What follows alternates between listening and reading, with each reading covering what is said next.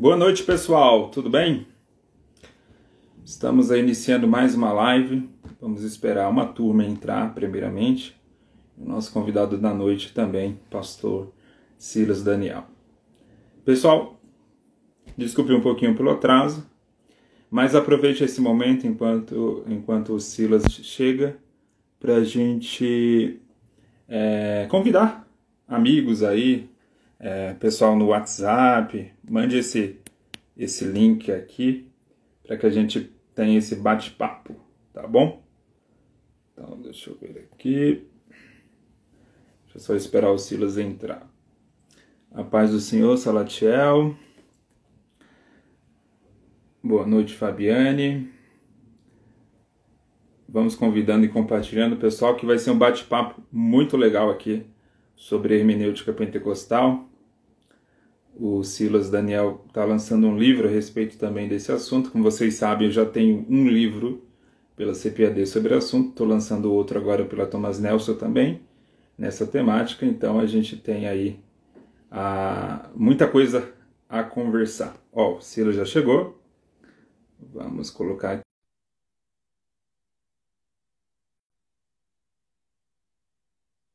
Então, enquanto isso, o pessoal pode convidar aí. Paz do Senhor, Silas, tudo bem? Paz do Senhor, tudo bem, Gutierrez? É um prazer falar contigo. Tá me ouvindo bem?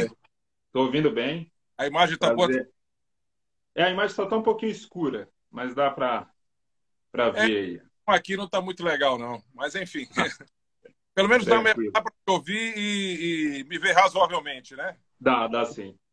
Vamos Silas, lá. Seja bem-vindo aqui a esse espaço no Instagram. Eu tenho feito algumas lives, algumas já sobre hermenêutica pentecostal, que é o nosso assunto de hoje. Se alguém ainda não conhece o Silas Daniel, vou fazer uma breve apresentação aqui. O Silas Daniel, ele é hoje responsável pela área de jornalismo da CPAD. A CPAD é uma editora, mas também é uma gravadora e tem um departamento de jornalismo. Tem a revista Ensinador Cristão, Mensageiro da Paz, que é o jornal oficial da Convenção Geral das Assembleias de Deus, e também a revista Obreiro, que é uma revista teológica importante também e antiga no nosso meio, né? O Mensageiro da Paz ainda mais. Já tem quantos anos o Mensageiro? 90 anos. Mensageiro 90 da anos, né? 90. Obreiro começou o seu 44º ano. Olha só. E temos também Senador Cristão, que já deve ter uns 20 e poucos anos. Uns 20 e poucos anos, não. Deve ter uns 20 anos. 20 ou 20 e pouquinho. E temos também o site CPAD News e a TV CPAD. Nosso canal no YouTube, e tem o site também da TV CPAD. Mas os vídeos, eles são hospedados no canal no YouTube,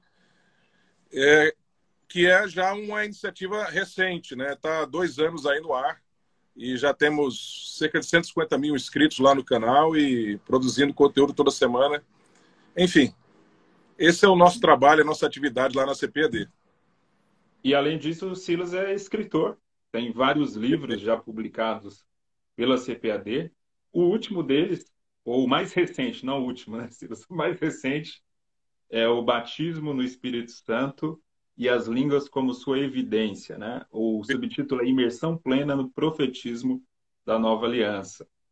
Quando eu gravei um podcast com o Silas, ele comentou comigo que estava escrevendo esse livro. Fiquei bastante empolgado aí.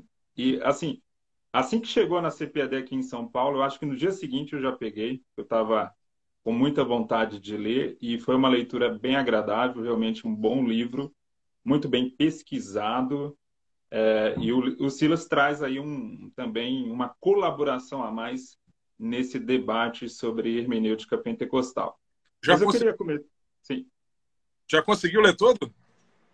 Eu estou terminando, mas assim, a parte mais ali da hermenêutica, tá? Eu acho que eu já li assim uns 70%, mais ou menos. É um bom leitor. Mas é um livro agradável de ler, né? O Silas tem aquela escrita de jornalista, né, Silas? Que é uma escrita mais agradável para a gente ler. Eu estou puxando sardinha aqui para o nosso lado, né? Mas que bom, porque essa é a minha proposta mesmo. Eu, quando escrevo sobre temas teológicos, que às vezes o pessoal considera intrincados, herméticos, fechados, difíceis. Eu procuro,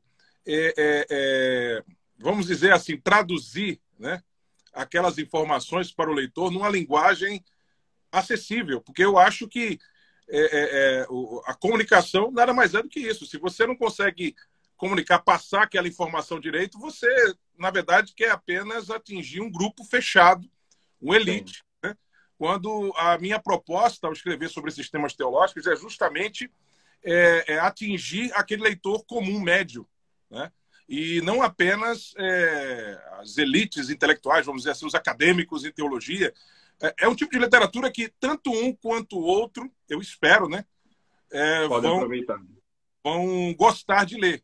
Mas o diferencial é justamente esse: não atingir apenas um grupo seleto, né, Sim. mas também o leitor médio com conhecimento, com informações, com conteúdo de qualidade.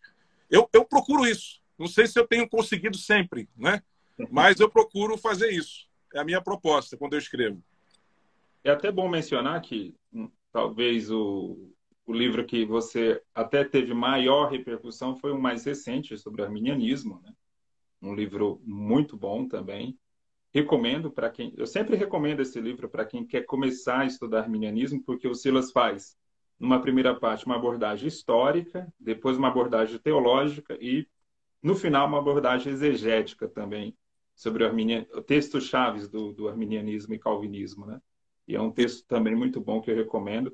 O Silas Daniel tem um livro menos conhecido, né? Que é um sobre a história da CGADB, um livraço, capa dura, né? Está na casa dos meus pais, não está aqui, senão eu mostraria.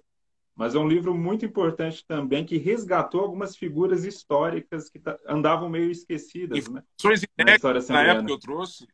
E esse livro, inclusive, é um livro que pode não ter atingido o leitor comum, né? Até porque é uma obra cara também, né? A Sim, primeira edição já foi esgotada, né? sim, Mas é uma obra que foi muito lida, por exemplo, nos centros de estudo do pentecostalismo espalhados pelas universidades seculares pelo Brasil. O que eu tive sim. de retorno assim, nesse sentido de gente que leu a obra e cita a obra, é, e também ela abriu as portas para uma nova fase vamos dizer assim, da elaboração da, do conteúdo histórico da denominação, porque, por exemplo, na esteira desse livro saiu o livro Dicionário do Movimento Pentecostal do irmão Isael de Araújo. Meu livro foi em 2004, o dele foi em 2007. Eu tive, inclusive, a homenagem do Isael lá na introdução do livro dele, quando ele fala que o que inspirou o Dicionário do Movimento Pentecostal foi o livro História da Convenção Geral dos Assembleias de Deus no Brasil. E depois o próprio Israel, nessa área, ele nos brindou com obras espetaculares. E tem outra que Sim. está no forno, que ele está É, preparando, que é uma obra sobre as raízes da Assembleia de Deus do Brasil no movimento pentecostal sueco norte-americano, que é pouco falado, mas que é sim. interessantíssimo. Né? É interessantíssimo.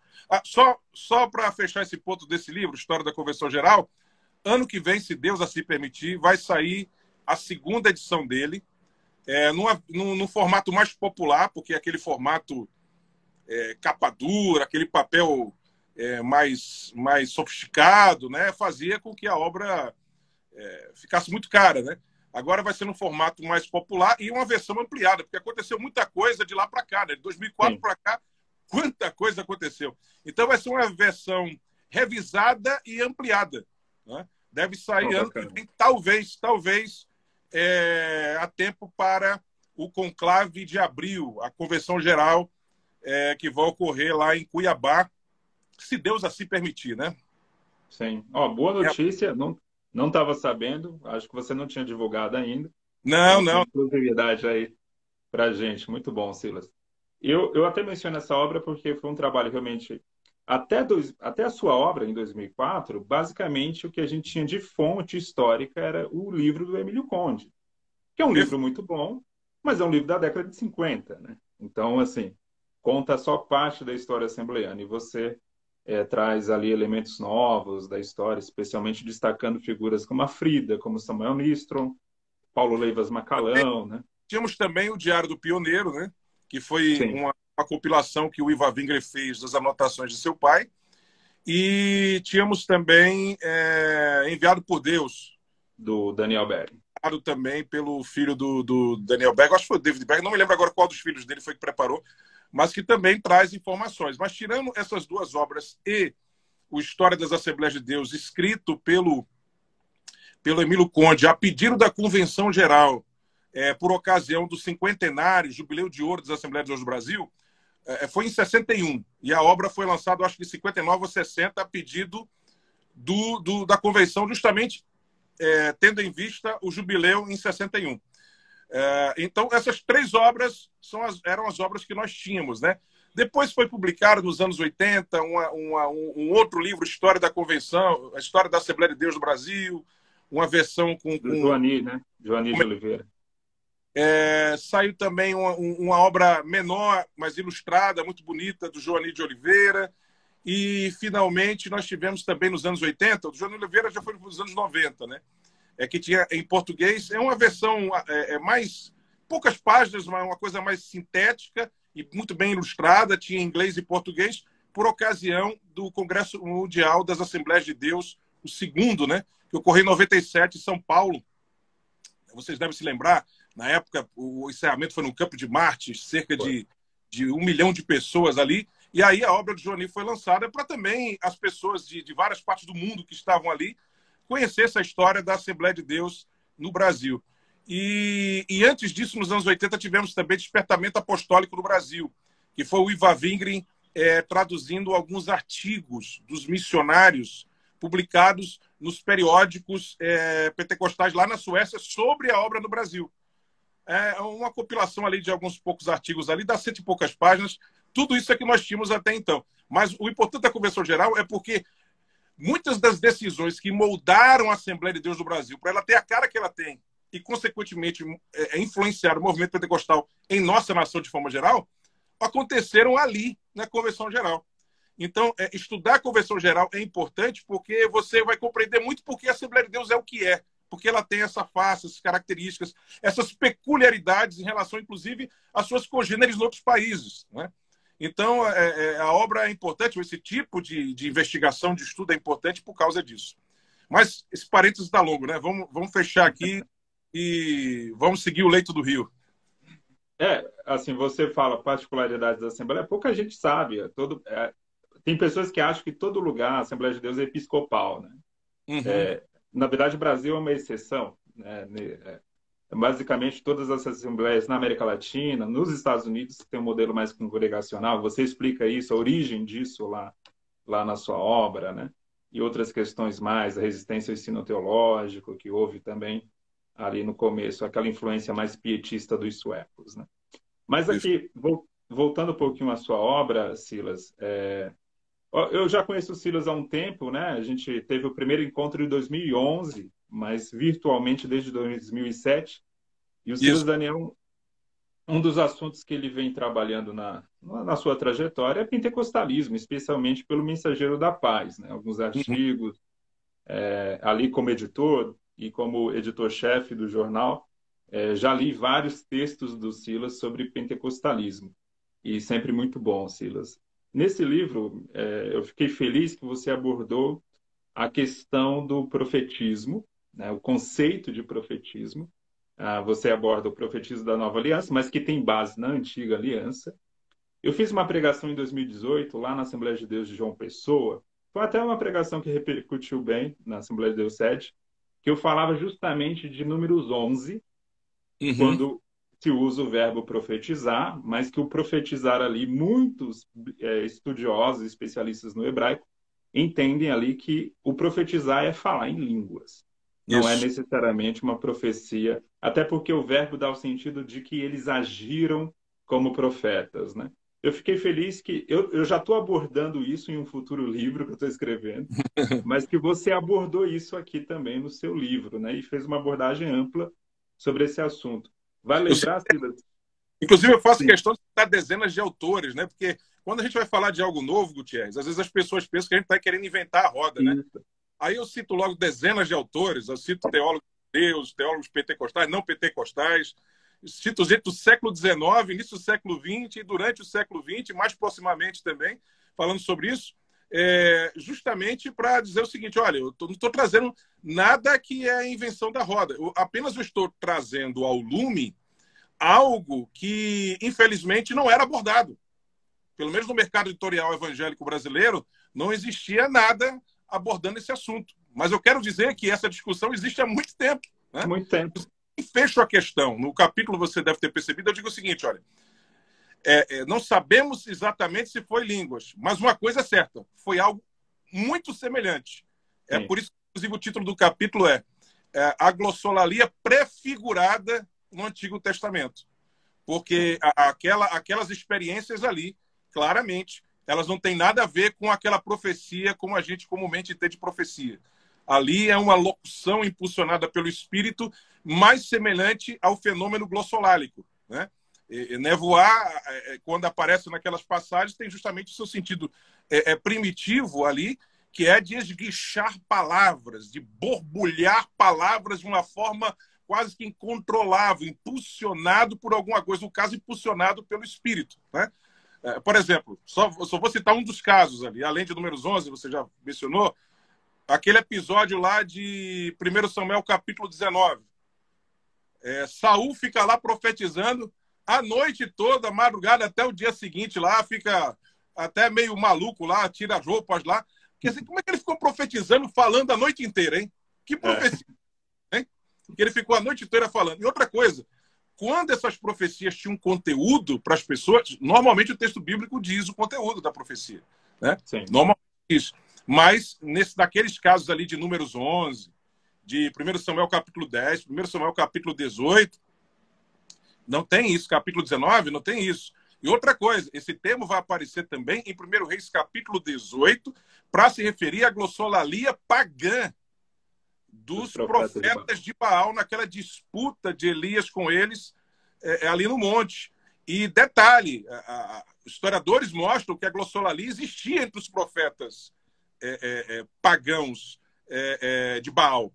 Não era algo que existia apenas no mundo grego, né? Porque muitos historiadores falam do mundo grego também, mas existia ali a glossolalia pagã, né?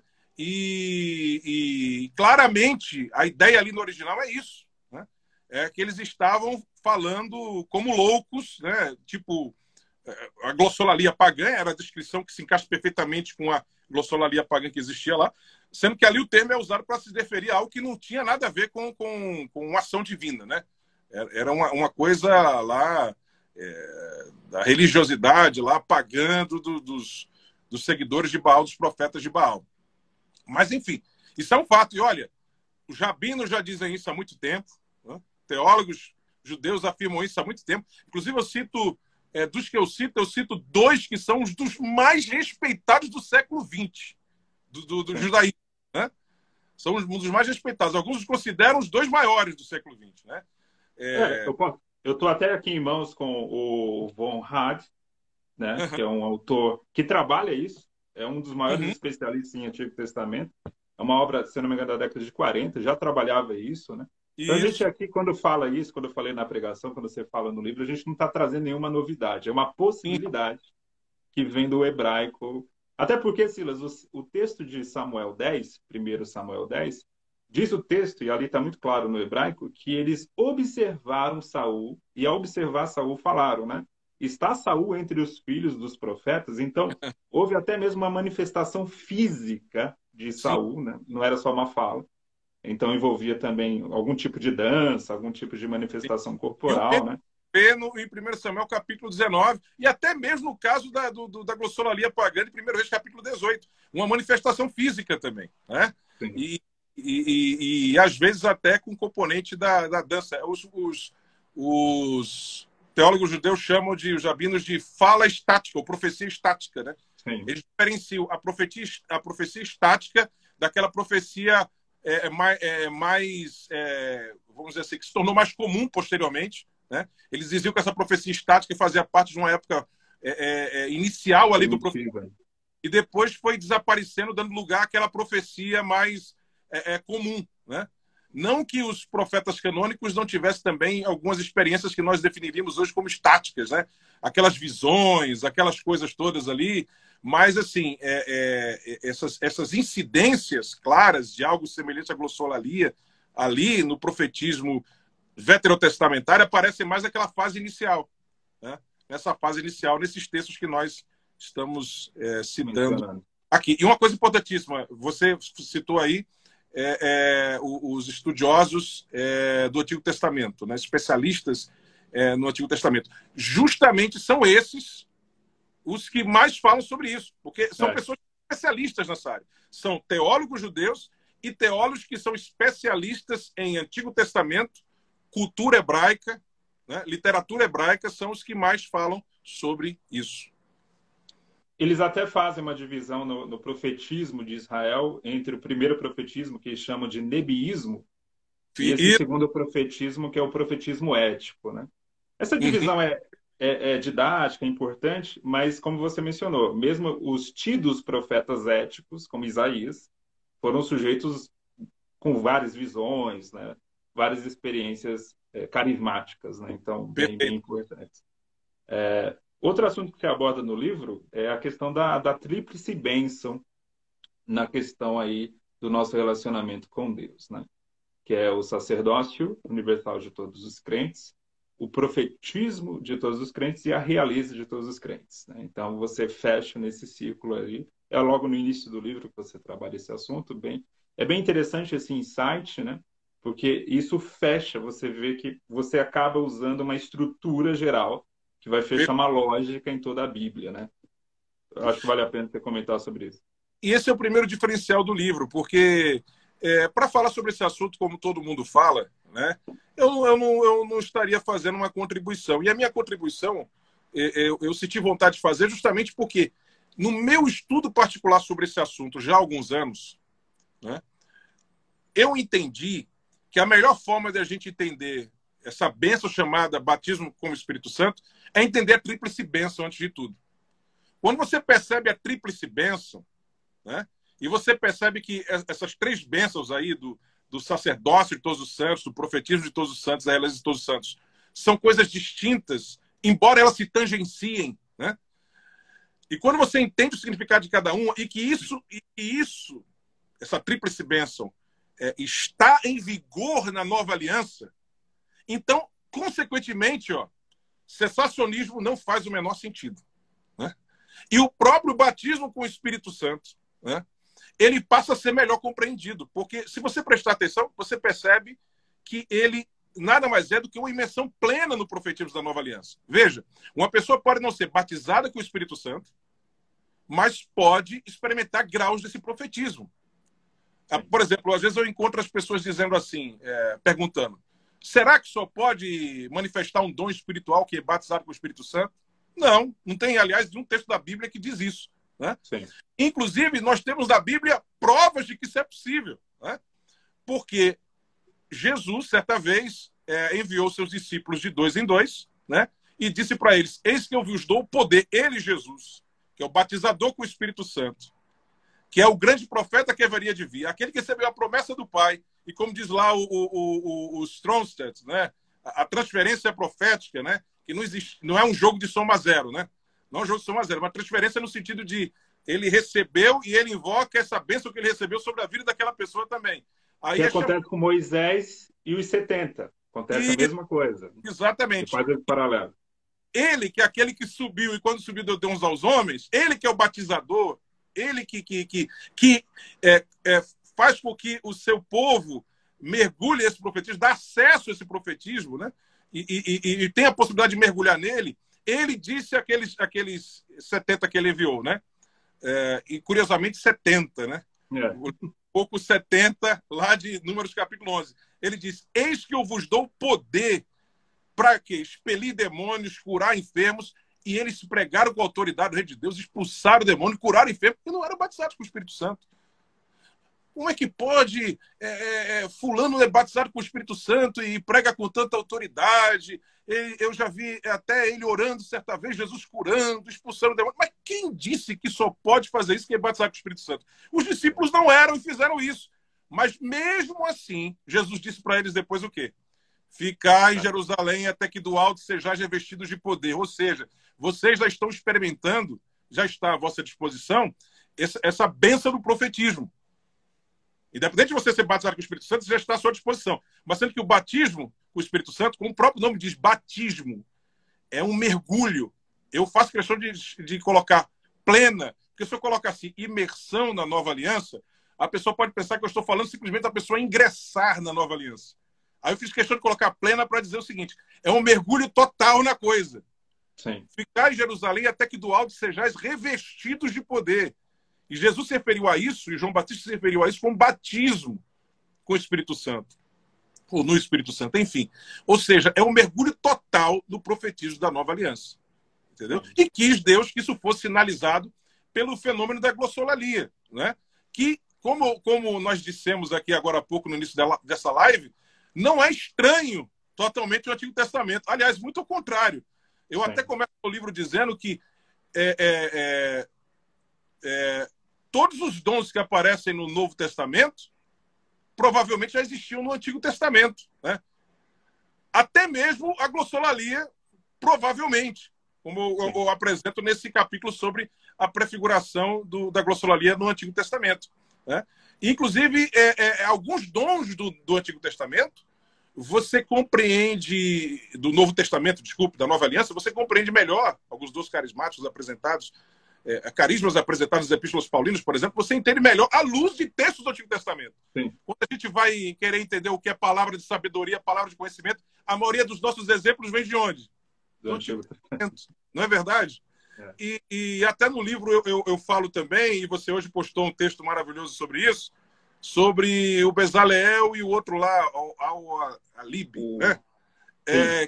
Que, cheios do Espírito Santo, receberam a capacitação lá divina para produzir toda aquela arte linda, maravilhosa do tabernáculo. Aí eu pergunto para você, na Nova Aliança, onde a coisa é muito mais expansiva, né? Vamos dizer assim, não é mais aquela coisa em conta-gotas do Antigo Testamento, mas agora é algo universal, disponível a todos, e um derramamento do Espírito. Esse tipo de dom não existe mais? Quem disse que não existe? Não disse um versículo na Bíblia dizendo que ele deixou de existir. Se está lá no Antigo Testamento, provavelmente existe hoje também. Deus ainda faz isso hoje, eu creio. Está lá. Sim. E você cita muito, eu também cito no meu segundo livro, eu cito bastante aquela obra, seria uma tradução literal, Empoderados para o Testemunho, do Robert Menzies, onde ele relata que esse profetismo também está presente no judaísmo do Segundo Templo, que é esse período ali que a gente chama de intertestamentário, que é justamente o período que forma a teologia judaica do primeiro século, né? E ele mostra muito bem como que várias obras daquele período abordavam também essa perspectiva do relacionamento entre o Espírito Santo e a fala inspirada, a fala profética, ou falar em línguas, né, nesse caso, mas tudo é muito próximo, né? Na Bíblia a gente vê que a profecia e o falar em línguas, no Antigo e no Novo Testamento, tem uma proximidade incrível, né? O próprio Charles Hodge, no século XIX, ao comentar Atos capítulo 2, aquele momento em que Pedro, na sua pregação, evoca a profecia de Joel, né, dizendo isto é aquilo, né? Ele diz ali que as línguas são um tipo de profecia. As línguas são profecia, né? O próprio Charles Hodge, que é um teólogo reformado, e que eu saiba, ele não era carismático, a não ser que tenha alguma informação que eu não saiba. Eu não até onde sei, ele era sensacionista. Até onde... Não, era sensacionista, até onde eu sei. Era sensacionista até onde eu sei. O contemporâneo dele lá, o Charles Finney, esse já tinha uma linha diferente. Mas o Roger, até onde eu sei, ele era sensacionista. Mas ele reconhece, ele somente vai dizer que isso era para aquela época, né? Mais para hoje. Mas ele entende isso, né? E é fato, né? É fato. Línguas são tipo de profecia. Porque o que é profecia? E o que são línguas? São coisas da mesma espécie. são uma locução impulsionada pelo Espírito. Né? O Howard Marshall ele fala algo extremamente parecido também no comentário dele de Atos, que o Uhum. paralelo entre línguas e profecia. Ele usa esse exemplo justamente de Números 11 também. Outro assunto aqui que você aborda, inclusive o assunto da nossa live, é a questão da hermenêutica pentecostal, que é um assunto que está na moda. É, Foi inaugurado aí esse. eu diria mais, Gutierrez. A teologia pentecostal, de forma geral, isso é ótimo, está na moda, né? Graças a Deus, né? Amém. Realmente, Isso é bom. quando eu comecei lá em 2007, o blog Teologia Pentecostal, a gente tinha algumas obras já importantes, né? Stanley Horton, Antônio Gilberto, autores nacionais, Raimundo de Oliveira, mas alguns clássicos da teologia pentecostal a gente ainda não tinha, né? Como Teologia Carismática de Lucas, que saiu em 2018, do Roger Stronstad. Essa Ah, é fundamental. Quando ela foi lançada nos anos 80 nos Estados Unidos, ela causou abalou o debate, né? rebu. É, teve provocações, teve reações do James Dunn, do Jay Carson, né? Então você vê que foi uma obra extremamente importante. E detalhe, uma obra fininha. É, Né? Fininha. E para você ter ideia de como é fina, ela já é fina em português, né? Deixa eu ver, ela tem ela aqui. Ela já é fina em português, né?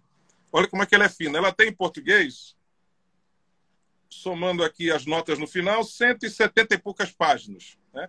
Sendo que a gente tem que se lembrar que quando você traduz uma obra do inglês para o português, ela aumenta de tamanho em 25%. Porque o inglês é uma sim, língua mais estética que o português. Então, essa obra ainda é, no original em inglês, quem a conhece em inglês, eu conhecia antes, ela é muito mais fina do que isso aqui ainda. E você é, tem uma obra que não é um calhamaço, mas ela é densa em conteúdo e ela causou uma revolução ali nos anos 80, né? Teologia pentecostal para a gente teologia bíblica. não é muito novidade, né? É claro que surgiram muitas coisas nas últimas décadas aí, mais insights e estudos dentro dessa área, né? Mas assim, quando eu digo que está na moda é porque é mais em relação a as pessoas de outras denominações estão agora mais antenadas em teologia pentecostal e olhando mais teologia pentecostal, estão olhando com mais atenção, né? Além do nosso Sim, próprio povo que já conhecia, está valorizando cada vez mais, voltando às suas raízes, enquanto alguns estão se afastando das suas raízes, a maioria está reforçando as suas raízes, né? As suas marcas distintivas, né? Bíblica doutrinárias. Além disso, você tem também, no meio evangélico como um todo, essa atenção voltada para a teologia pentecostal. Muitos dos maiores teólogos hoje, principalmente especialistas em Novo Testamento, são pentecostais ou carismáticos, né? sim. Ray Kinner, Gordon Fee, né? E todos eles com obras publicadas em português, inclusive por editoras não pentecostais, né? Vida Nova, especialmente, publica o Gordon Fee. Publicou recentemente 1 Coríntios, um comentário essencial para entender dons espirituais, né? Veja, Foi no ano passado. veja aí, Gutierrez, eu estou te cortando outra vez, mas é porque você fala umas coisas que na mesma hora me lembra o outro. Vê só, quando você quer estudar Coríntios, qual é a maior referência hoje de teólogo especialista em Coríntios, Epístola aos Coríntios? Não vou dizer que ele seja o único, mas um dos primeiros nomes, se não o primeiro que vem à mente é quem? Gordon Fee. Eu gosto. Quando você vai estudar Atos dos Apóstolos, qual é, se não for o primeiro, é um dos primeiros que vem à mente? Craig É o Keener. primeiro. 4 calhamaços, né? Cada volume de 1.000 páginas, né? 1.000 e poucas páginas é cada um, né? 4 volumes em Atos dos Apóstolos, entendeu? Sim. Então, veja, E vai sair pela CPAD. e vai sair pela CPAD, eu ia falar isso agora. CPAD está preparando, quem não sabia, fique sabendo, está preparando essa obra. Olha, cada volume tem mais de 1.000 páginas, comentário de Atos dos Apóstolos de Craig Keener. Craig Keener. É benção, hein? Muito bom. E exemplo disso, até aproveito para fazer a propaganda aqui, o livro Autoridade Bíblica e Experiência no Espírito é exemplo disso, né? Uma editora, Thomas Nelson Brasil, que não é pentecostal, publicando autores pentecostais. Aqui a gente também tem o Craig Keener, o Menzies, o Welch Carkheim e o Kenneth Asher, né? E aí eu entro dentro desse assunto, né? Que é justamente esse debate na hermenêutica pentecostal. Esse livro é um exemplo desse debate, que é o debate entre a hermenêutica pentecostal mais clássica, ou mais evangelical, mais evangélica, e a hermenêutica pentecostal mais contextual. No nosso livro está bem dividido isso. Nos autores internacionais você tem o Craig Keener e o Menzies do lado evangelical e o Durkheim e o Ash do lado contextual, né? Uhum. E eu, o evangelical e o Keener mais contextual. Então a gente está bem... Mas a proposta foi justamente trazer mais diálogo e não briga, né? Mais os Uhum. pontos em comum, inclusive, nessa obra. E você Aliás, traz esse debate. aliás, eu não li teu livro, não li o livro de você. Mas o que eu tenho lido dos dois lados é o seguinte: eu não concordo por razões que eu falo lá no livro, e você conhece muito bem, você é da mesma linha também, somos da linha evangelical, né? Sim. A gente não concorda com a proposta lá que é perigosa e que foge daquela hermenêutica, vamos dizer assim, mais prudente e eu diria mais séria em relação ao texto bíblico, né? Porque uma é centrada no autor e no texto e outra é centrada no leitor e no texto, né? Então, o que acontece?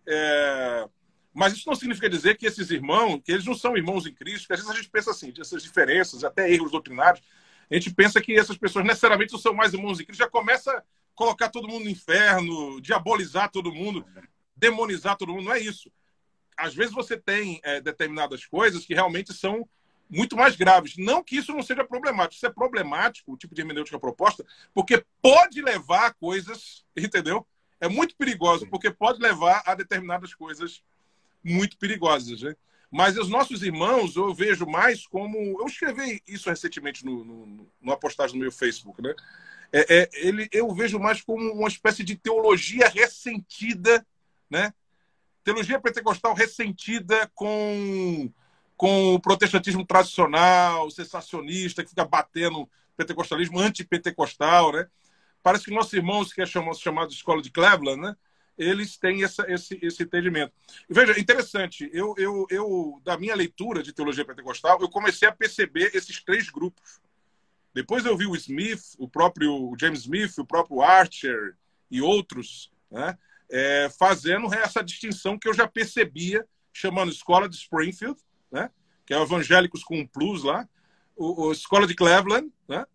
Que é a principal promotora da hermenêutica contextual pentecostal, e a Escola de Birmingham, né? Que é o principal centro da teologia pentecostal, que tem uma proposta mais ecumênica, né? Mais ecumênica. Também vejo problemas nessa área daí, mas vamos lá. E veja, não significa dizer que a pessoa que é da Europa vai ter sempre essa visão. Não. A pessoa pode ser um pentecostal da Europa e ter uma visão da escola de Springfield, como a coisa foi batizada por causa de Springfield, que é a sede da Assembleia do Seminário Teológico principal, né, da Assembleia de Deus Norte-Americana, e que tem essa linha, né? Assim como a de Cleveland, chama-se esse nome Escola de Cleveland por causa do Seminário Pentecostal lá em Cleveland, Tennessee, da Igreja de Deus, né? Onde estão os principais proponentes dessa proposta da hermenêutica contextual pentecostal. E temos lá o pessoal de Birmingham lá, que são os principais proponentes dessa hermenêutica mais ecumênica. Mas veja, você pode ser lá da Europa e ser evangelical, assim como você pode ser dos Estados Unidos e ser da escola de Birmingham. Eu cito, por exemplo, no meu livro o Amos Young, né? Que está ali entre a hermenêutica contextual pentecostal e a proposta da escola de Birmingham. Aliás, nos escritos dele a gente percebe que ele é mais da escola de Birmingham. Ele é um teólogo maravilhoso, com insights maravilhosos, né? Mas ali a gente tem que comer as coisas jogando fora as espinhas, né? Que o Amos Young, às vezes ele viaja assim, mas ele é uma mente muito, né? Vamos dizer assim, criativa. Produz demais, né? O cara escreve demais. Livros assim, e ele é muito novo, já tem livros e livros e livros escritos. Eu acho que ele vive só escrevendo. Assim como o Craig Keener, né, para escrever 4 volumes daquela quantidade de atos, fora os outros livros que já escreveu, né? Tem a Hermenêutica do Espírito agora, recentemente publicada em português, né? Parece que ele passa a vida só escrevendo, né? Não faz mais nada, só escrever. Pois é. Mas, assim, a gente tem que entender essas diferenças, né? Essas diferenças. E recentemente eu tive o privilégio de entrevistar o Robert Menzies, quando o nome dele foi escolhido para ser o entrevistado da edição do primeiro trimestre da revista Obreiro, que já foi concluída, está na fase de prelo lá, está sendo impressa e vai ser distribuída, começar a ser distribuída no final desse ano, né? Que é toda dedicada à hermenêutica pentecostal. E o nosso entrevistado lá é o Menzies. Eu entrevistei ele e aproveitei e toquei nesse assunto, né? No Menzies, a gente percebe essa distinção aí de 3 escolas, né? Escola de Springfield, escola de Cleveland, escola de Birmingham. É que eu pedi para ele falar sobre isso. E aí ele até se empolgou com a pergunta, né? E começou a falar sobre as 3 escolas, tal, enfim. É uma percepção que talvez aqui no Brasil não seja muito, muito comum. Muito clara, mas né? é claro, é nítido essa divisão da teologia pentecostal lá fora. Você tem 3 escolas distintas e gente que transita um pouco entre uma e outra, mas nós, assembleanos, somos da linha evangelical, né? Nós somos Evangelical. evangélicos com um plus. Sim. Esse plus é... Nesse ponto, você citou o Menzies. No nosso livro, que tem, como eu mencionei, o capítulo do Menzies, o título, deixa eu só achar aqui, ó, é o primeiro texto, inclusive, do apêndice. O nome é O Movimento Pentecostal e Sua Herança Evangélica. Então, ele justamente vai fazer essa defesa. Só para que vocês tenham ideia, ele traz aqui um resumo do novo livro dele, que, em tradução literal, seria Centrados em Cristo, Isso. a natureza evangélica da teologia pentecostal, seria a tradução literal desse livro, né? Na entrevista, E ele cita ele esse livro. menciona, né? Ele Então, cita... aqui, quem já está curioso, já tem aqui um resumo desse livro, o Mendes já traz aqui, e também vai trazer aí na revista Obreiro, na Ele próxima edição. menciona o conteúdo do livro. Talvez ele não entre em detalhes como tem aí na obra, né? Sim. Mas ele menciona o conteúdo do livro, o título do livro, o conteúdo, e ele está bem empolgado com isso aí. Interessante que o que ele coloca nesse livro vai na linha dessas últimas discussões, né? Que tem sido feitas nos últimos anos. À distância, mas ele... Lá é que história. Isso faz um pouco parte, né, Gutierrez, do espírito de nossa época, né? O Zeitgeist, né? Então, quer queira, quer não, mesmo o fulano estando lá na Ásia, o outro lá na Europa, o outro lá nos Estados Unidos, o outro aqui na América do Sul, o outro lá na África, e ainda mais com essa coisa da internet, né, que aí faz com que haja um compartilhamento maior de informações, esse tipo de debate, né? de debate acaba sendo mundial, às vezes estimulados pela própria internet, por essa interação maior, né? Hoje as coisas são mais rápidas do que antigamente. Quando surgiu um modismo num determinado lugar, como nos Estados Unidos mesmo, demorava anos para chegar aqui, né? Sim. Às vezes demorava, quando era rápido, demorava 1 ano, 2. Hoje a coisa é muito mais rápida por causa da internet, né? Mas às vezes não, às vezes é simplesmente o espírito do nosso tempo, que assim como influencia aqui, influencia lá e provoca as mesmas reações aqui e lá. Verdade. A gente é da mesma linha, entendeu? Somos evangelicais, né? Então a nossa reação vai ser a mesma. E o do irmão lá na Europa, nos Estados Unidos, que é da mesma linha, vai ser a mesma também, né? E é uma reação, é o espírito do nosso tempo, né? Você trabalha isso na sua obra, e eu também trabalho isso aqui, porque tem um capítulo que eu dedico a uma crítica à hermenêutica contextual. Embora eu não use essa expressão, eu uso hermenêuticas de tendências pós-modernas, né? Eu uso essa expressão mais ampla. Perfeito, né? se encaixa também. É porque eu quis usar a nomenclatura que o pessoal usa lá Na fora. América...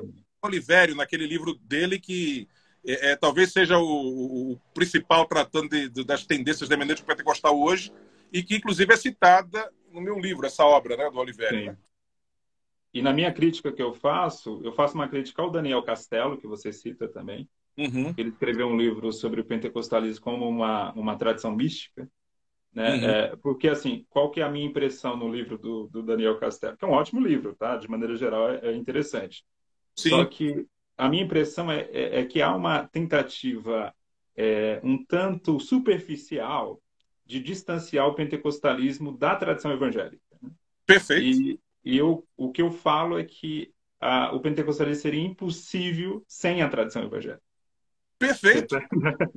você pega o movimento da santidade, né, o próprio pietismo, tudo isso influenciou o pentecostalismo. Nós somos frutos disso. O pentecostalismo ele nasceu como fruto justamente dos movimentos de renovação que surgiram dentro do evangelicalismo. A nossa raiz é evangelical, né? Aí, como eu te disse, eu vejo mais isso como um ressentimento em relação ao antipentecostalismo de muitos evangélicos tradicionais. E aí esse grupo de pentecostais, teólogos pentecostais, resolveram romper com o evangelicalismo. Eles não rompem politicamente. Eles dizem assim, olha, não, nós podemos fazer ações conjuntas na área social, tal, não sei o que, tal. Mas, olha, a gente é outra coisa. Tem muitos deles que dizem a gente não é evangélico, a gente é outra coisa. Não é nem católico nem evangélico, é uma terceira via, né? E aí eles, inclusive, e interessante que ao mesmo tempo, simultaneamente, eles se veem muito mais livres para poder, na própria dizer deles, aproveitar a tradição cristã de forma geral, né?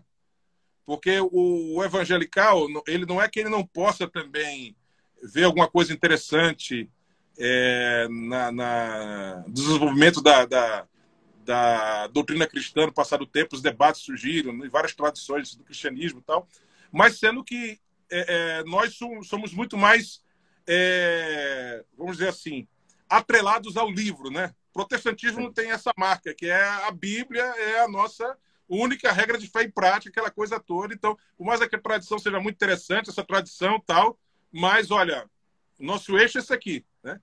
Se não se chocar com isso aqui, ótimo. A tradição também é interessante para enriquecer, né? Mas o nosso eixo é esse aqui, né? Já os nossos irmãos, eles se veem um pouco mais, né? Porque a partir do momento que você não é mais evangélico, não é mais protestante, tá entendendo? Sim. E você, inclusive, cria uma hermenêutica nova, né?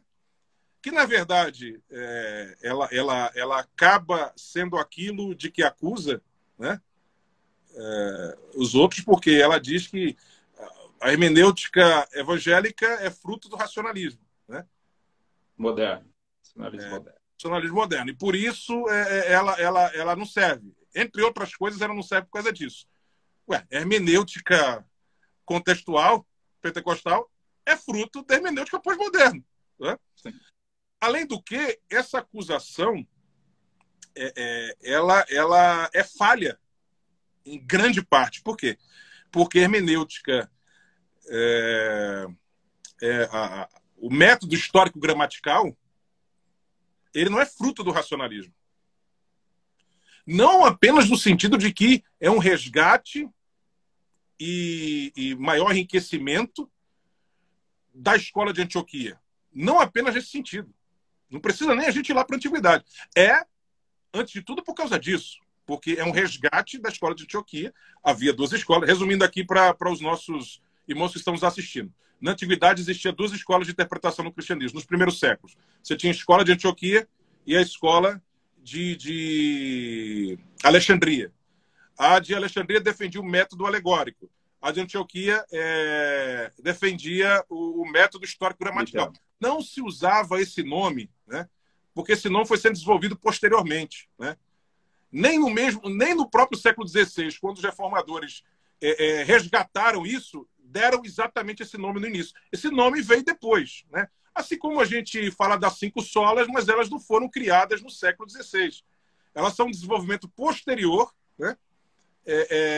Numa tentativa de sintetizar o que foi ensinado no século XVI pelos reformadores, né? Mas veja, aquilo foi um resgate da escola de Antioquia. A partir do momento que você está indo na contramão da Igreja Católica, né? Então você também resgata algumas coisas perdidas lá atrás, entre elas a escola de Antioquia, né? Então, em primeiro lugar, nesse sentido, já não tem a ver com racionalismo. Mas, mesmo que você considere só a Reforma Protestante, digamos que tenha sido inventado no século XVI pela Reforma Protestante. Não foi. É óbvio que não foi, né?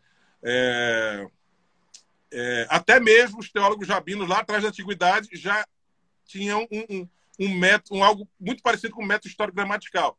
Como eu disse, apenas a nomenclatura que vai surgir depois, né? Naquela época, eles nome. Mas o importante é que a essência da proposta é a mesma, né? Mas se você considerar só o século XVI, a Reforma Protestante, não é influência do racionalismo. Por quê? O racionalismo vai surgir no século XVII. A Reforma Protestante é século XVI. O cientificismo, essa coisa toda, vai surgir no século XVIII, porque primeiro no século XVII surge o racionalismo, cujo pai foi René Descartes, né? Então, o que acontece? Não pode ser uma coisa influência da outra. Agora, o que se pode dizer sim, como eu falo lá no meu livro, é que o método histórico crítico, esse sim, é fruto direto do racionalismo, do cientificismo, e o próprio método histórico gramatical acabou posteriormente sendo afetado Sim. por essa onda iluminista, racionalista, né? Isso foi, inclusive, no sentido de promover essa coisa do sensacionismo, de se fechar para a realidade da contemporaneidade dos dons espirituais, né? E também por Mas, promover, Silas, uma ideia, às vezes muito ingênua, de uma objetividade do texto, no sentido que a gente pode ler o texto sem nenhum tipo de influência, né? Também isso foi vendido, especialmente no século XIX, início do século XX, influenciou até evangélicos nesse tipo de pensamento, né? O Ratzinger, você sabe que eu sou fã dele, né? O Ratzinger fala... é católico, mas tem uns insights muito interessantes, até porque o Ratzinger, ele acaba tendo uns insights interessantes, porque ele bateu muito de frente com algumas coisas que nós, evangélicos de forma geral, cristãos de forma geral, estamos batendo de frente hoje, cristãos de forma geral, né? Que são coisas do espírito desse tempo. Então você vai ter coisas que um católico, de repente, vai defender que se coaduna com o que você está defendendo, porque, no geral, os cristãos, de forma geral, considerados sociologicamente, como queira, né? Eles estão sofrendo um ataque do espírito desse tempo, né? Já nos últimos séculos, né? Então, tendo reações similares, né? Pode falar. Sim, e o Ratzinger fala justamente isso, que foi a grande promessa do método crítico, essa objetividade, que também influenciou os conservadores, e que foi a promessa mais fútil, mais furada que teve, porque isso nunca foi possível de ser entregue. É somente a gente ter que ter aquele cuidado, não que o Ratzinger não esteja certo na essência da sua colocação, mas que eles vão defender, puxar a coisa mais para o lado do método alegórico, né? Sim. Então, enquanto a gente puxa o outro lado, o método histórico gramatical, né? É importante a gente frisar isso, ferramentas, sim, do método histórico crítico. Por que não? Porque no meio da maluquice da proposta geral do método histórico crítico, tem ferramentas boas. Sim. Né? E que teóricos, não só pentecostais, têm feito bom uso dessas ferramentas.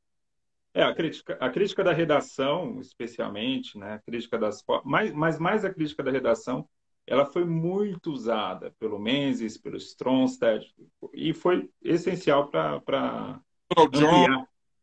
Né? Inclusive, o pai da crítica das formas, que é o Hermann Gunkel, um teólogo alemão, liberal, ele foi o primeiro a ter aquele insight de que a teologia paulina e lucana eram diferentes nas suas ênfases sobre o Espírito Santo. Né? Perfeito. E é claro que ele via como contradição, né? Mas a gente faz essa mesma leitura e olha como complemento. Né? Inclusive o James Dunn, né, ele propôs que a gente olhasse cada autor em particular com suas ênfases próprias, tal. E aí os teólogos pentecostais disseram, mas é isso mesmo, Dan, vamos lá. Aí quando ele viu que o negócio complicava pro lado dele, né? Aí ele ficou meio, não, peraí. Não, você acabou de dizer que a gente tem que fazer isso. Vamos levar as últimas consequências do que você está dizendo, né? Ele até faz depois, né? Em relação ao Dan, né? Depois ele até dá o braço a torcer, né? Especialmente naquela obra. Né? Jesus and the Spirit. Ele dá o braço a torcer um pouco. Né? Isso.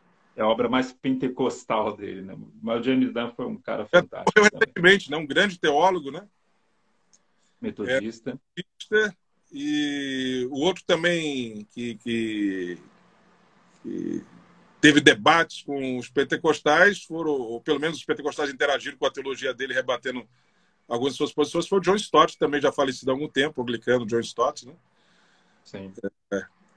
enfim, né? Mas o que a gente pode dizer, em linhas gerais, Gutierrez, é que esse debate é muito bom, essa interação, quando é de forma sadia, né, entre essas correntes protestantes, né, sobre a hermenêutica, algo muito bom, muito salutar, e que, inclusive, tem enriquecido, como eu falo no meu livro, a hermenêutica evangélica. Sim. Teólogos hoje não pentecostais reconhecem que os teólogos pentecostais enriqueceram. Alguns não dão a mão, não abrem mão, quer dizer, não abre seu coração para reconhecer isso, né? Mas Coisa... outros não reconhecem que enriqueceu a hermenêutica evangélica, né? Sim. Você lembra lá no livro, no seu livro, eu também cito isso no Espírito e a Palavra, aquele debate entre o Timothy Cargill e o Menzies, na década de 90, né? Não sei não. Você certamente leu o texto do Cargill. É muito Sim. interessante como ele é muito empolgado com a filosofia pós-moderna. Assim, ele quase louva a filosofia pós-moderna. E ele é um comentarista conhecido, inclusive no mercado americano, como especialista em Tiago. E Uhum. aquele comentário bíblico pentecostal que a CPD lançou, o comentário de Tiago é dele. E ele Uhum. não usa nada de ferramenta pós-moderna ali. É isso que é Pois, curioso. É muito técnico, assim, não, gramatical.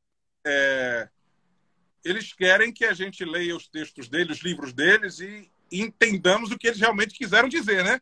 Na Sim, verdade, eles querem que a gente respeite a intenção do autor, deles, né? Quando eles estão sim, propondo a coisa. A gente espera o mesmo em relação a qualquer outra obra, e ainda mais a Bíblia Sagrada, né? A palavra de Deus. É aquela coisa. A interpretação ela tem que ser centrada no autor e no texto e no autor. E não no texto e no leitor, ou no leitor e no texto. Né? sim. O leitor tem a sua importância? Tem. Mas como o William Menzies falou brilhantemente, né? Ele, quando sintetizou a proposta da hermenêutica pentecostal no início dos anos 80, ele apresentou uma proposta holística, né? Que ele falava de 3 fases. A fase tem a exegese, a teologia bíblica e a verificação, né? Que é justamente a aplicação e experiência. Né? E veja que qualquer hermenêutica séria chega nesse terceiro nível. E o pentecostal ele leva muito isso a sério. Sim. E veja bem, teólogos não pentecostais podem, às vezes, se esquivar de falar nisso, mas se eles são sérios da hermenêutica, eles acabam chegando nessa terceira fase também. Porque, por exemplo, você deseja que a pessoa abrace a mensagem da salvação e experimente realmente essa salvação, que tem um encontro com Deus, na é verdade? Que aceite Jesus como Senhor e Salvador de sua vida. Né? Bem, isso é o quê? É a fase final, é a verificação. Né? Bem, experimentei, funcionou, então é verdade. Né? Para falar numa linguagem bem popular, né? Enfim. Então, essa fase da verificação é fato. Se foi promulgado, como dizia Mendes, se foi promulgado no texto bíblico, então pode ser experienciado. Né? Se foi apresentado no texto bíblico como algo para nós, então pode e deve ser experienciado. Né? Sim. Se a Bíblia apresenta dessa forma, né? Então pode e deve. Então é isso. Apenas o pentecostal, ele lê a Bíblia, né? Como o Mendes coloca lá naquela obra dele, essa história, a nossa história, Pentecostes, essa história, a nossa história, né? Que o CPD publicou. O pentecostal ele leva mais a sério nesse sentido, né? Quando ele lê a Bíblia acreditando que aquilo ali é para a vida dele e aplicando aquilo para a vida dele. Ele lê assim o texto bíblico. Né?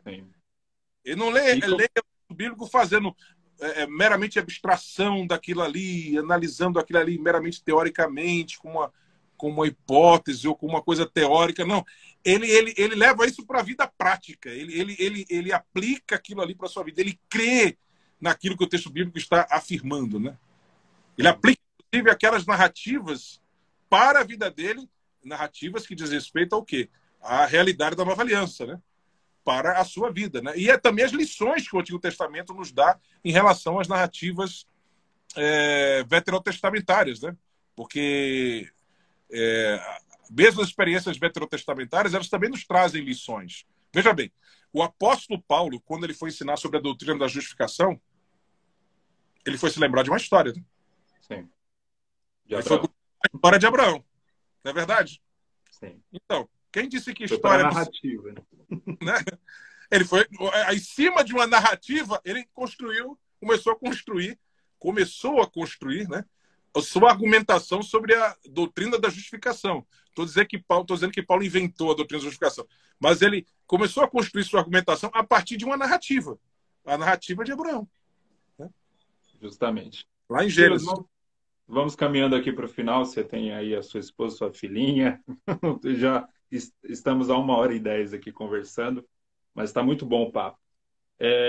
Mas só ressaltar realmente o que o Silas falou no começo. Assim, a gente é evangelical, tem uma visão crítica, hermenêutica contextual, mas não quer dizer que a gente não tenha algo a aprender, né? Uma coisa que eu aprendi com os contextuais é levar em conta especialmente o papel das emoções na interpretação, né? Isso é um trabalho que muita gente tem feito e muito bom. Inclusive, tem um livro recente do Alistair McGrath que ele trabalha isso também. Ele não é um contextual, ele é um evangelical. E eu cito isso no meu capítulo aqui sobre a hermenêutica das emoções, né? É um ponto que a gente pode aprender um com o outro nesse sentido. Perfeitamente. Dentro da hermenêutica pós-moderna, secular mesmo, sim, tem alguma coisa aproveitável lá. O quê? A chamada analogia narrativa. Sim. E é interessante, né? E que, veja, se você pegar ela em si, a analogia narrativa, ela em si, né? Tirando daquele contexto lá da proposta geral, da narratologia, né? Você vê que é algo puramente aplicável, né? E que se encaixa com outros conceitos, outros princípios da hermenêutica tradicional, né?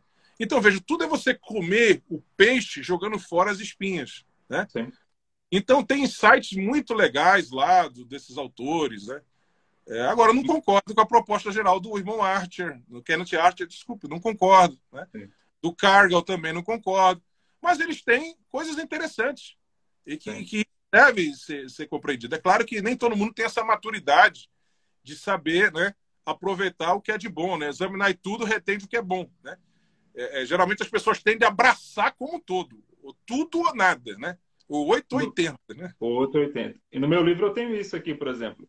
A minha primeira menção ao Velho de Carcai é uma menção crítica. Eu faço uma crítica.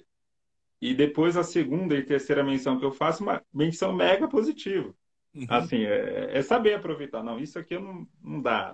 Essa parte da teologia dele não gosto, não dá para encarar. Essa outra sim, né? Então, aproveitar as contribuições de cada autor, né? Inclusive, um autor que você cita na sua obra, eu cito também, que é o Robert Alter, que é ele não é cristão, ele é judeu, né? É especialista em literatura judaica. E ele tem bíblica. Escreveu a arte da narrativa bíblica. Isso. Foi lançado no Brasil pela Companhia das Letras, né? Uma editora secular. Sim. Ele tem um comentário, não sei se você já teve acesso, Silas, mas é um comentário do Antigo Testamento. E eu estou consultando muito o comentário dele em Jó. Ele tem um comentário dos livros de sabedoria. E quanto insight impressionante, né? Você vê um cara assim... igual, eu tenho a mesma impressão... Lendo ele, eu tenho a mesma impressão lendo o Pondé, né? O Luiz Felipe Pondé, que nem cristão mas tem insights bíblicos assim fantásticos. Porque ambos cresceram numa tradição judaica, né? Então, eles têm a contribuir. Judeu, ele era ateu, se tornou agnóstico, não sei nem se ele é crente agora. Ele tá, né? Ele se aproximou muito também, pelo jeito, das últimas vezes que eu vi, eu não acompanho já há algum tempo, mas eu percebi que ele estava se aproximando muito de teologia reformada também, né? Ele gosta de Lutero, né? Ele gosta de... É porque ele tem uma paixão muito forte por Agostinho, né? Aquele pessoal católico calvinista... Janesistas. Sim, os franceses. Lá na França, Pascal, né? Enfim. Então, o Pondé, ele acaba... ele já é uma mente bastante, vamos dizer assim, criativa vamos dizer assim, intensa, né? E aí ele começa a ter contato com conteúdo teológico, filosófico, cristão, então saem algumas coisas interessantes ali, né? Sim. Tomara que o Pondé acabe abraçando a fé de forma Definitivo. total, né? Mas a gente tem visto ele fazer esse percurso, né? Esse caminho, essa peregrinação do ateísmo, que inicialmente se declarava ateu, né? Aí Sim. depois agnóstico e mais recentemente ele meio que parece até o C.S. Lewis, né? Quando ele passou a crer em Deus, ele dizia: eu era o crente mais relutante de toda a Inglaterra. Depois ele abraçou a fé com tudo, mas quando ele admitiu que Deus realmente existia, ele disse, porque ele não queria acreditar na existência de Deus, né? Mas quando ele admitiu, logicamente, ele disse assim: eu era o crente mais relutante de toda a Inglaterra. Se não me engano, porque faz tempo que eu li a biografia dele, ele disse que teve essa experiência, que quando ele admitiu isso, eu acho que ele estava dentro de um trem, né? Olha. Ele vinha lendo obras e pensando nisso já há muito tempo. Mas quando ele foi um dia que ele estava lá no meio da sua peregrinação intelectual, pensando nos últimos pensamentos, nas últimas reflexões que ele tinha feito nos últimos dias sobre esse assunto, quando ele estava no trem, aí a ficha caiu e disse: Deus existe mesmo. Mas ele disse que não ficou animado quando ele reconheceu isso. Ele ficou triste, porque ele não queria que Deus existisse, né?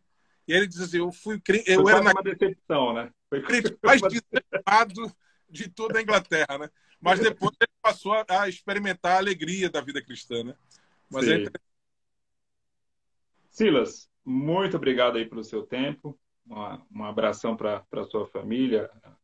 O Silas, a esposa é a Lília Paz, né? Uma cantora conhecida do meio assembleano. Para quem não conhece ainda, está aqui, ó, o batismo no Espírito Santo e as línguas como sua evidência. Um livraço, literalmente, né? Livro grande, 419, por aí. 424 páginas. Inclusive, aproveitem, né, pessoal, porque o tema da próxima lição bíblica da Escola Dominical vai ser sobre pentecostalismo, comentado por um ótimo teólogo, que é o Ezequiel Soares, né? O livro dele está muito bom também sobre o assunto. E aí, Silas, outros 2 livros, né? Eu escrevi o primeiro, O Espírito e a Palavra, publicado pela CPAD. Sim, CPAD. Você menciona lá no seu livro, e agora esse, o Autoridade Bíblica, que também é nessa temática de Revestidos de Poder. Você escreveu antes desse? O Revestido. O Revestidos de Poder, exatamente, pela CPAD. O Revestidos de Poder e o Espírito e a Palavra foram publicados pela CPAD. Com fé em Deus deve sair em breve aí um terceiro pela CPAD. Estou adiantando aqui para vocês. Mas aí eu vou fugir um pouco dessa temática de hermenêutica, mas ainda vai ser uma temática pentecostal. Um outro assunto que me preocupa dentro do pentecostalismo, mas depois eu falo. Deixa ter uma data primeiro para falar desse livro. Mas é isso, Silas. Um abração. Muito obrigado aí pelo seu tempo. Foi um tempo bom. Quiser as suas palavras derradeiras. Bem, Gutierrez, é um prazer sempre conversar contigo. As poucas vezes que a gente se fala sempre são muito produtivas, né? A gente se encontra muito pouco, né? E nos últimos tempos até foram menos ainda, porque eu, depois que me afastei da blogosfera, né? Eu fiquei na blogosfera só de 2007 até 2010. Quando me afastei da blogosfera, aí a gente só se encontrava raramente, né? Enfim. E agora, através das redes sociais, né, que eu finalmente, depois de décadas, eu cedi, né? Eu sou um novato nas redes sociais, tenho poucos meses de presença no Facebook, no Instagram, no YouTube, né? E agora a gente se encontra mais facilmente, né? Inclusive em momentos como esse, que a tecnologia, quando bem utilizada, nos proporciona, né? Então é sempre um prazer falar contigo e também poder, de alguma forma, compartilhar a todas as pessoas que estão assistindo agora e as que vão assistir depois esse vídeo gravado, um pouco daquilo que Deus tem nos dado pela sua graça e misericórdia. E eu quero concluir dizendo o seguinte: não fique no raso na vida cristã, não fique na superfície, mas procure tudo aquilo que está à sua disposição pela graça de Deus, tudo aquilo que a salvação em Cristo abriu de possibilidade para você e que está incluso nessa tríplice bênção: o sacerdócio de todos os santos, a realeza de todos os santos e o profetismo de todos os santos. Tudo isso está à tua disposição. Aproveite, mergulhe nisso de cabeça, vá com tudo. Se é dentro da palavra de Deus, se é algo bíblico, né? E se você vai vivenciar isso dentro das próprias orientações que a palavra de Deus te dá sobre como usufruir disso e viver isso, então, meu irmão, não tenha medo, vá com tudo, que vai ser bênção para a sua vida. É algo que foi reservado por Deus para a sua vida aqui na Terra. Amém? Amém. Silas, um abração mais uma vez. Deus te abençoe. E até uma próxima. Depois a gente faz uma outra live aí, vai ser bênção. Ok. Até. Um abraço. Até, tchau, tchau. Tchau.